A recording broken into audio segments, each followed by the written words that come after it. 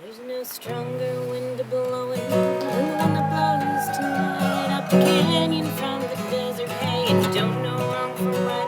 Don't give a damn about your convictions or what deity you endorse. You wrap your abstractions and all. All right, after a brief word from our sponsors, We're back. we're back. You didn't get rid of us that easily. The Kayak Nerds, Ryan and Alan. And we just finished talking about the different types of boats. Mm-hmm. And we figured after boats, we might as well move on to kind of the river gear. Talk about some gear. Yeah, you could. I mean, I suppose you could kayak with just a kayak, but it probably helped to have some other things, right? Probably so. Yeah. Yep. Unfortunately, the kayak does not exist within a vacuum, Yeah. so you need other things. Yeah. It's quite. It's another gear rabbit hole, that's for sure. Yeah, for sure. For sure. So, there's a lot to gear. There can be a lot of pieces. There can be a lot of pieces of gear. But one thing I like about kayaking is that really the gear is at the end of the day, it's all pretty simple gear. You don't have to rely on anything being powered. You don't have to refuel anything. Yep. Nothing really has moving parts. Yeah. You know? Yeah, I I mean, agree beyond with that. like a zipper maybe on your life jacket or a True, buckle. which I actually need to fix on mine. There you go. But you were telling me, Ryan, that you have a mental checklist. Yeah. What's your mental checklist? It's almost like a mantra. And honestly, I was telling Alan earlier that I'd like going out to the grocery store. I'd be like, oh, what do I need to take with me? And I'll be like, skirt, paddle, PFD, helmet, boat. And it doesn't make any sense going to the grocery store. But every time I leave to go whitewater kayaking, it's like the 5 essentials to being able to kayak. We're gonna add a 6th in there because in Colorado you need like warm stuff. Yep. But basically, I'll start in that order. In my order, it's just no particular order, just the way I happen to have said it in my head for forever. There you go. So the first item that we need to go kayaking is a skirt. And can you kind of describe a skirt to me? What is a kayaking skirt? Oh, What does it look like? okay. It's a neoprene item, Yep. so it's kind of a stretchy rubber that's Yep. doesn't Same- let water through. Same stuff that wetsuits are made out Yeah, of. like your wetsuit material. Uh-huh. Yeah. So the skirt is going to have a oval or an egg-shaped, larger flat piece with a band around the edge of it of one type or another, and that's what interfaces with the kayak itself and seals over the cockpit hole that allows you to get in and out of the kayak. And that shape So it kind of seals you in. Yeah. And that shape is probably why it's called a skirt, right? Well, I think it's called a skirt because you wear it like a skirt. True. So the other half of it that I hadn't gotten to yet Yeah. was that in this egg-shaped part that fits on the kayak, there's another hole in it, and that is where your body goes. That's where your belly goes. That's where your belly goes, and it's got what's called a tunnel, which is just a tube that sticks up off of the skirt, and that goes around your waist, kind of like a girdle. Yep. Right?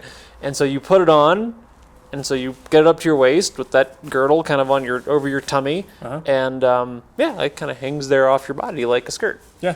Yeah, just to make it awkward for people, I usually tell them to pull it up to their nipples because that's about how high the top of the skirt should be. Yeah, A little bit lower than that. They're about bottom of your pecs, bottom of your boobs, wherever you land. Yeah, something about that. Yeah, and that tunnel and that skirt help keep all the water out of your kayak. Exactly, and that's kind of the biggest part with new kayakers who feel that they're trapped in their boat. Yes. It's that skirt because they're wearing it, and it's kind of tight because they try to keep the water out, and it's also has this big rubber rand around it that you've snapped onto your boat, and so it feels very much like it's holding you in your boat. Yeah. But it has a grab loop on it, which is like your ejector button. Yep. So it actually comes off the boat Yep. very easily and very quickly. And so when you want to come out of the boat in a hurry, it's really not a problem. Yep. And even if you don't have that if you don't have that pull tab available, that ejector loop Alan was talking about, you can just push yourself right out of the kayak. You can. Take you your can, legs and pop right out. I can, but I want to say that every skirt's going to have a grab handle or a grab loop on the front of it. Yeah. Yep. And you always want to make sure that when you put it on the kayak, that grab handle or that loop, that piece of material, is easily accessible, Yep. and it's not tucked underneath the skirt and held underneath the, in the skirt. Yeah.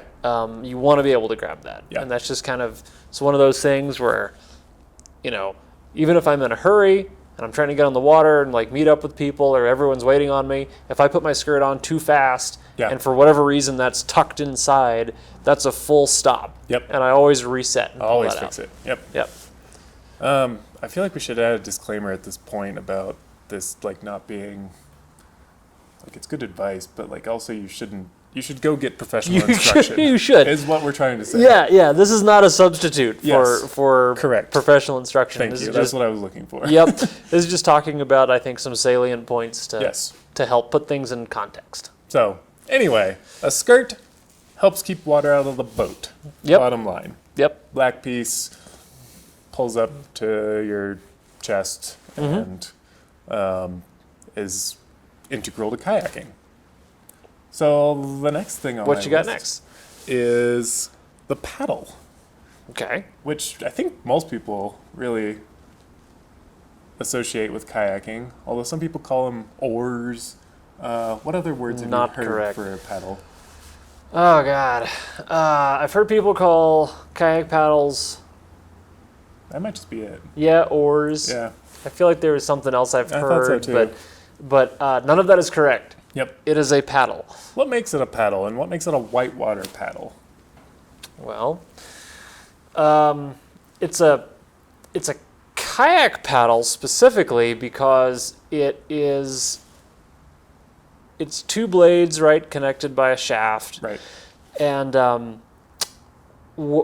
should say what defines it as different than an oar Yeah. is that an oar uses a fulcrum point. Right. There's some part on the boat that oar interfaces with, Yep. and you use it like a lever. Yeah. That's not the case with a paddle. You're holding the whole thing, Yep. and it's totally independent of the boat. Yeah. Yeah. Yeah. Was that your question? Kind of. Yeah. So basic kayak paddle is, I mean, if you were looking at it, it looks like a stick with two like big things on the side. Yep. On each side that you can use to propel yourself through the water. What specifically makes a whitewater kayak paddle? Yeah. So a whitewater kayak versus like a paddle that you would find for a wreck boat or a lake kayak. Uh-huh. That whitewater paddle is going to be usually shorter because the boats we're in are shorter. Narrower. Narrower. shorter. And this Yep. is again, compared to like a wreck boat that you would find at a big box store like Walmart or Yeah. something. Or if you went and like paddle on a lake or something like Exactly. Mm-hmm. So it's usually a little bit more compact. that. Yep. It's going to have a really, I'm going to say, intelligently designed blade. Yeah. That's So a good way to that put it. yeah, so that the blade, when you're using the paddle in the correct position, it's going to catch the water in a very even way Yeah. and feel very nice and smooth. Yeah. Right?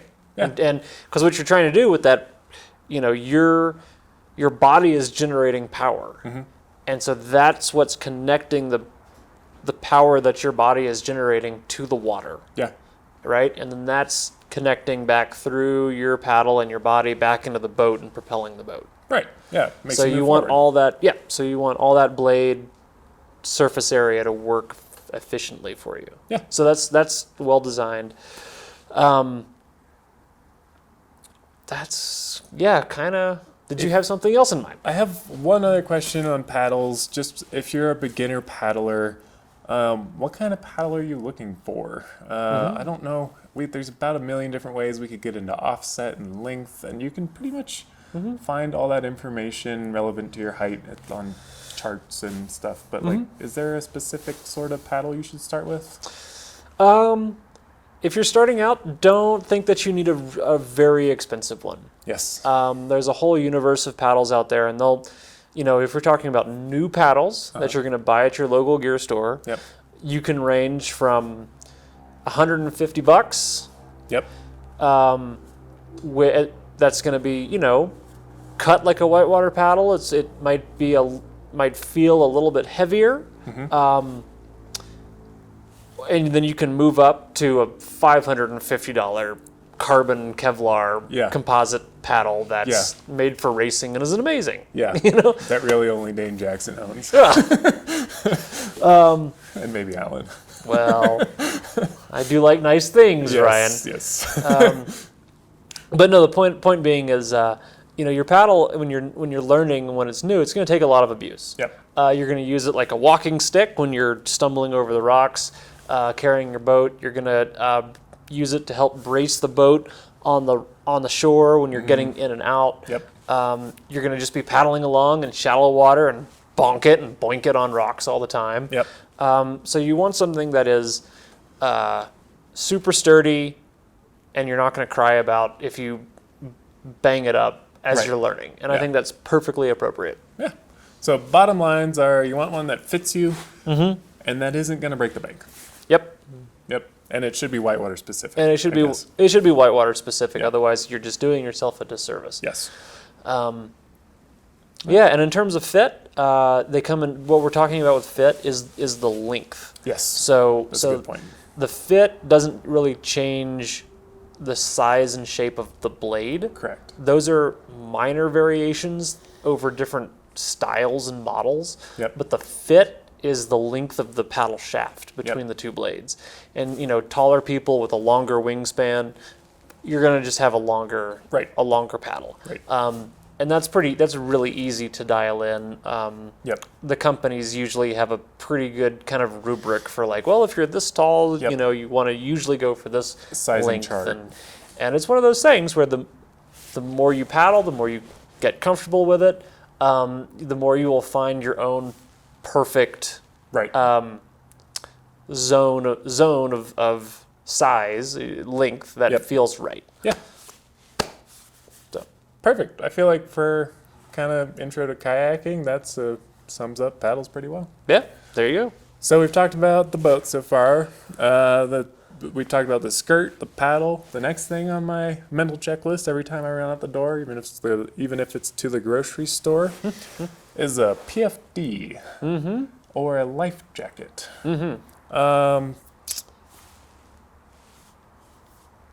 What kind of PFD do you use on whitewater?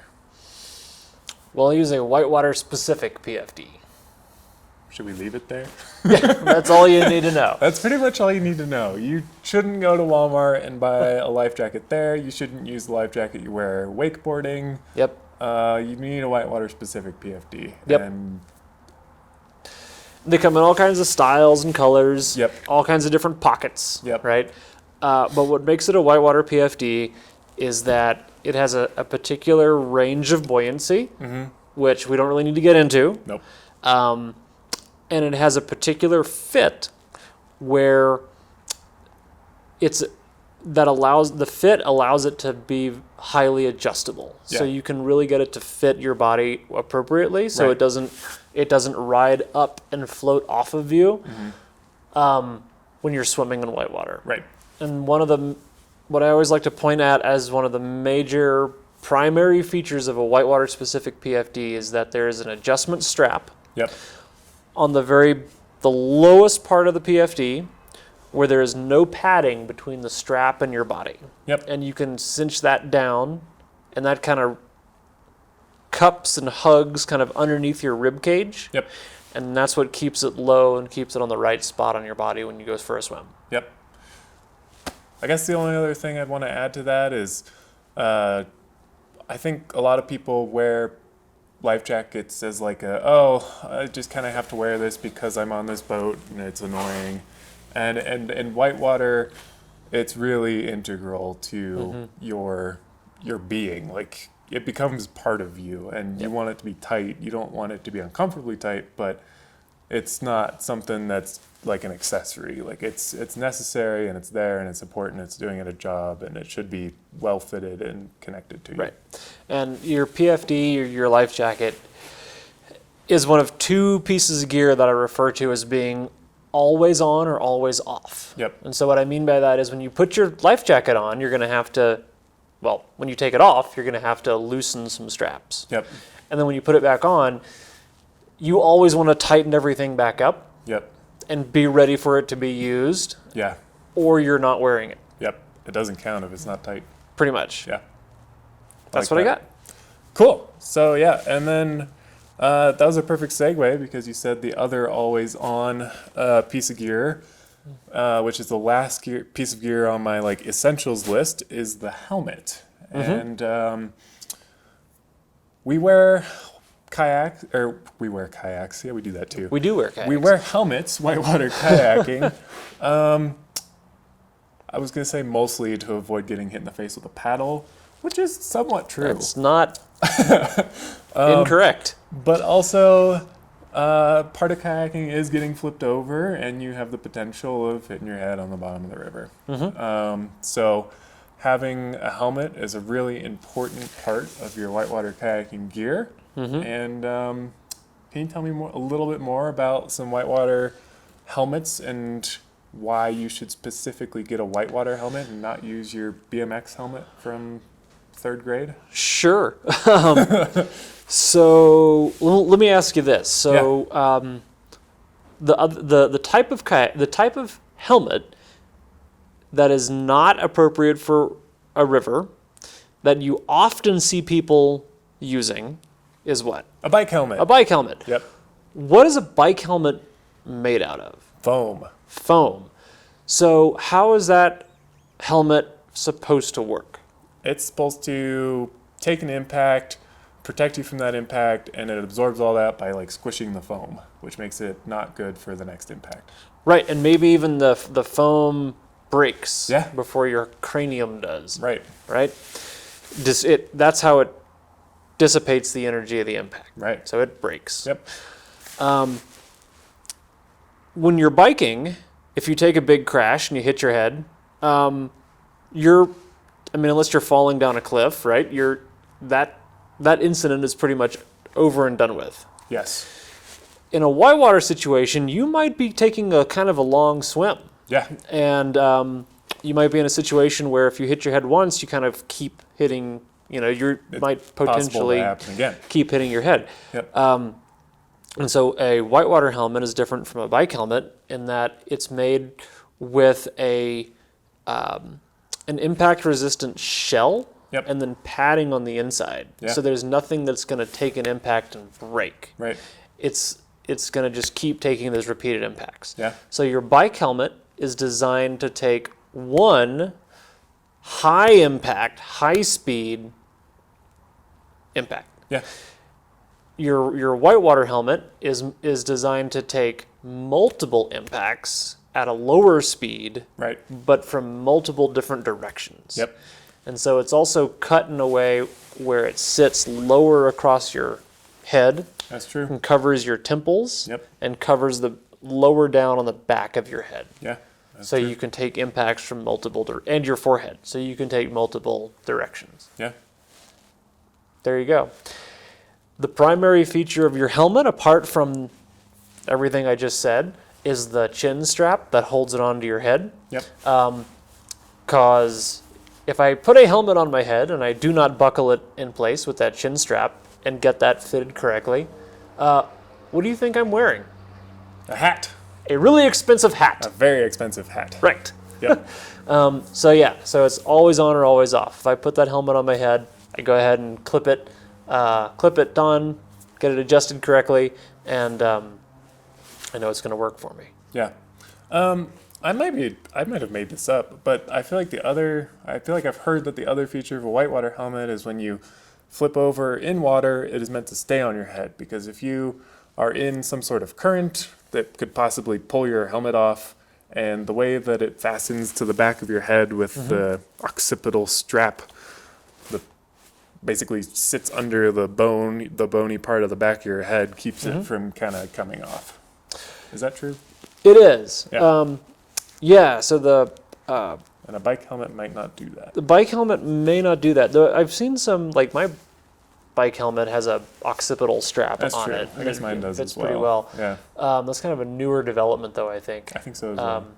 And so that's primarily in place to prevent your helmet from sliding back and Yes. exposing your forehead. Gotcha. Does that make sense? Yeah.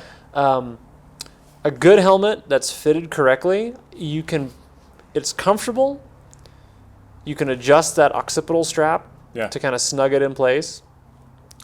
And then without clipping the chin strap, you should be able then to actually bend over like you're going to touch your toes, and it's still going to stay on your head, Right. right? I mean, if you like wiggle your head, Yeah. maybe you can get it to come off, but it's going to basically stay on your head. Right. And then once you clip your chin strap and have that adjusted correctly, then theoretically it's not going anywhere Right. when you go for a swim. Right. Yeah, that makes sense. That's the important reasons why you should get a whitewater helmet as opposed to wearing your bike helmet on the river. Totally. Cool.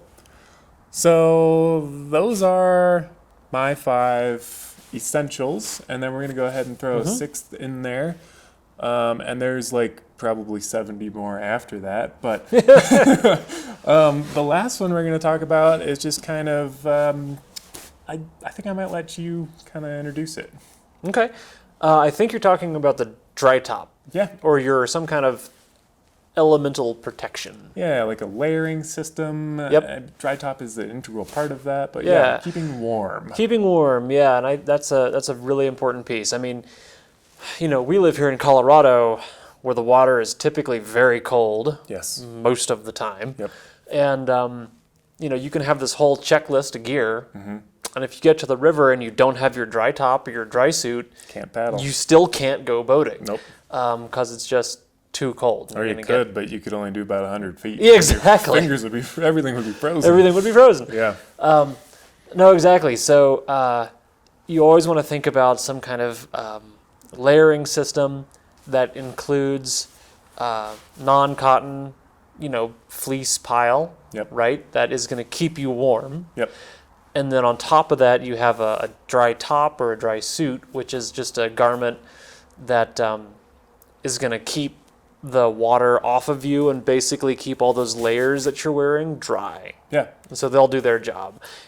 And it's going to further be designed in such a way that it's going to integrate and work underneath your life jacket. And it's usually going to have a tunnel system, which is kind of around the waist. There's kind of an inner tunnel and then an outer tunnel Yeah. that spray skirt that we were talking about before can interface with and do a good job of keeping the water out. Yeah.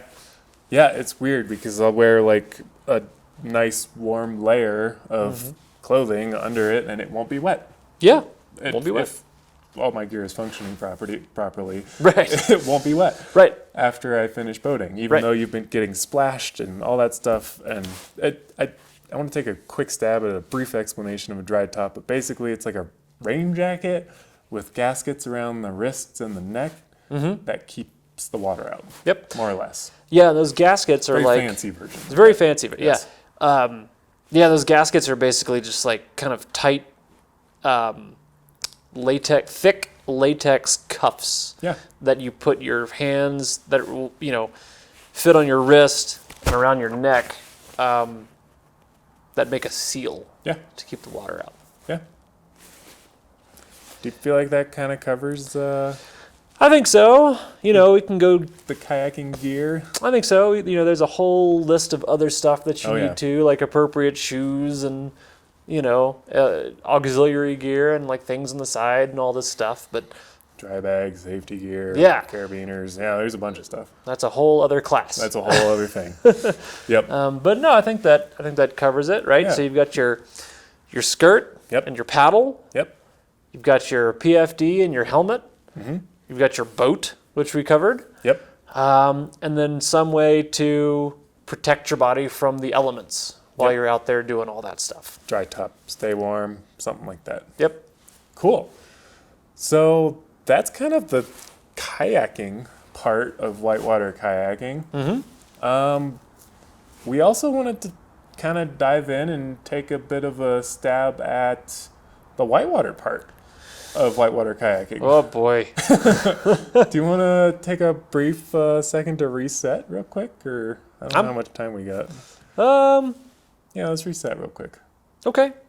So we're gonna restart the camera and come back. Okay. We'll do some editing. Yes. And it's an adolescent fantasy, and we realize